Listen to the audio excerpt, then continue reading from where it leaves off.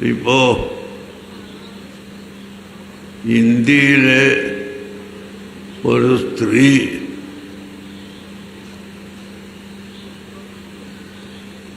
യമനിൽ തൂക്കിക്കൊല്ലപ്പെടാൻ തീരുമാനിച്ചപ്പോൾ ഞാൻ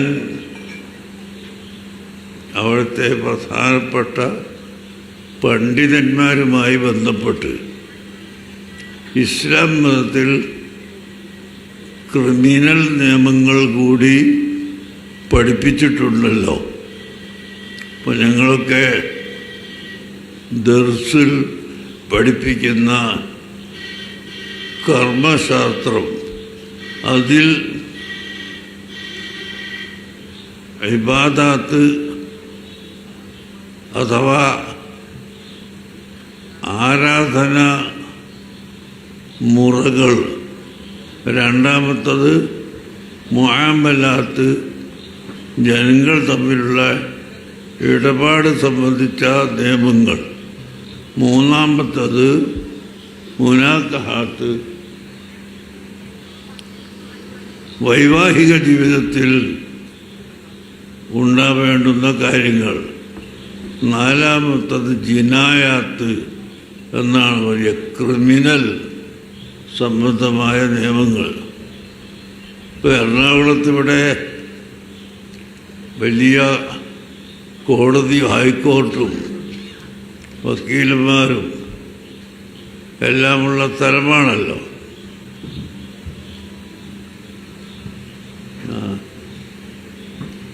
ഞാനങ്ങ് തുടങ്ങിയതാ ട്രെയിനിന് പോകാൻ വേണ്ടി ഇരിക്കാം. മന്ത്രി അവர்களுം എത്തി. ഇനി എനിക്ക് പോകാനും അല്ല ട്രെയിൻ കിട്ടണമല്ലോ.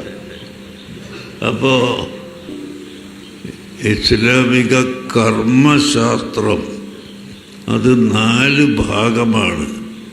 1 ആരാധന, 2 ഇടപാടുകൾ, മൂന്നാമത്തത് വൈവാഹിക ജീവിതം, നാലാമത്തത് ജിനായാത്ത് എന്ന് പറഞ്ഞാൽ ക്രിമിനൽ സംബന്ധമായ നിയമങ്ങളെന്നാണ്.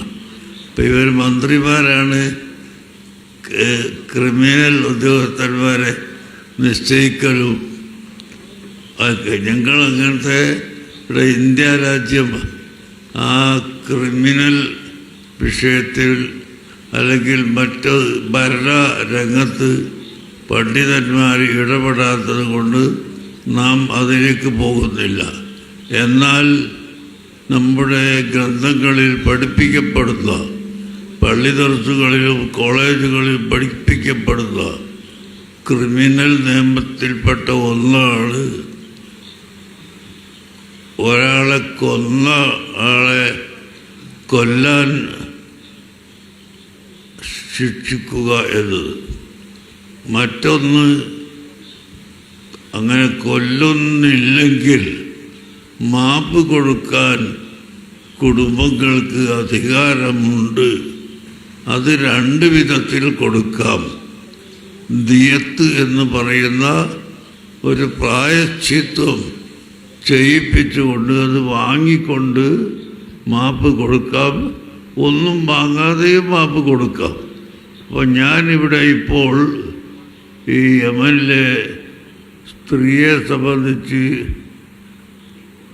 തൂക്കിക്കൊല്ലാൻ കഴിഞ്ഞ 16-ാം തീയതി കൊല്ലുമെന്ന് ഉള്ള വാർത്തകൾ അറിഞ്ഞപ്പോൾ ഞാൻ അതിലൊന്നും ഇടപെട്ടതല്ല, നിയമപരമായി ഇടപെട്ടതല്ല. പക്ഷേ അവിടുത്തെ പണ്ഡിതന്മാരെ വിളിച്ച് ഞാൻ പറഞ്ഞു, ഇങ്ങനെ ഇസ്ലാം മതത്തിലൊരു നിയമമുണ്ടല്ലോ, ദിയത്ത് കൊടുത്താൽ വിട്ടുകൊടുക്കാനുള്ള അധികാരം കുടുംബങ്ങൾക്ക് ഉണ്ട് എന്ന് ഇസ്ലാം മതത്തിലൊരു നിയമമുണ്ടല്ലോ.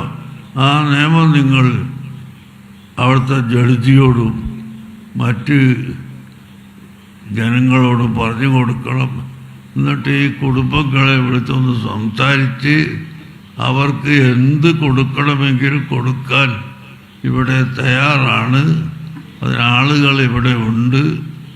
ഒരു മനുഷ്യൻ എന്ന ഒറ്റ നില മാത്രമാണ് ഞങ്ങൾ നോക്കുന്നത്. അത് ഹിന്ദു, ക്രിസ്ത്യാനി, മുസ്ലിം എന്ന വ്യത്യാസമില്ല.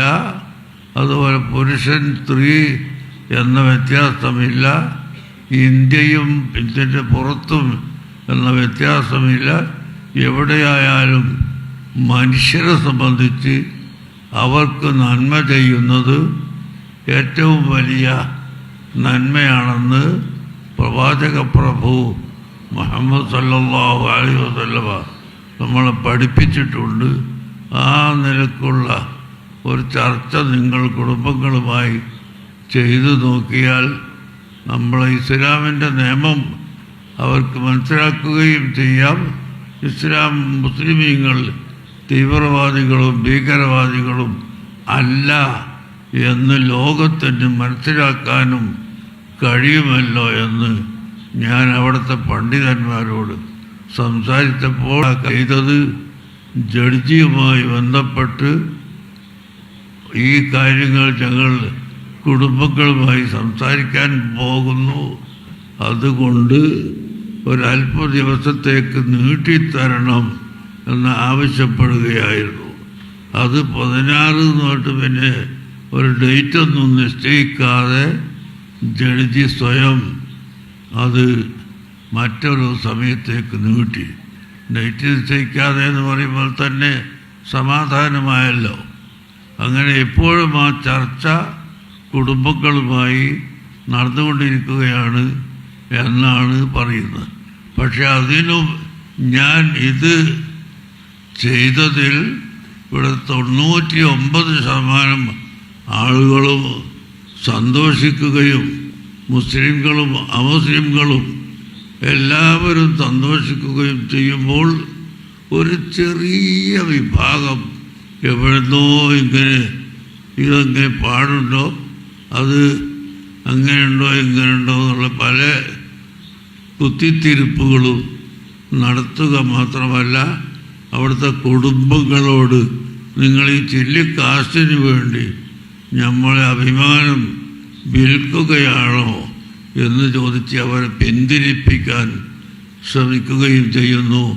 അതും ഇന്ത്യയിലുള്ള ആളുകൾ തന്നെയാണ് ചെയ്യുന്നത് എന്ന് പറയുമ്പോൾ നമുക്ക് വലിയ വേദനയുണ്ട്.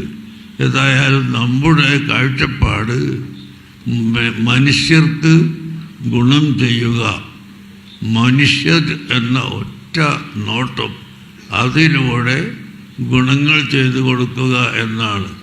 ഇവിടെ ഇപ്പോൾ ദാറുൽ ഖൈർ എന്ന പേരിൽ ഏതാനും ഭവനങ്ങൾ നിർമ്മിക്കുകയും അത് പാവപ്പെട്ട ആളുകൾക്ക് നൽകുകയും ചെയ്യുന്ന ഒരു പരിപാടിയാണ് ഇത്.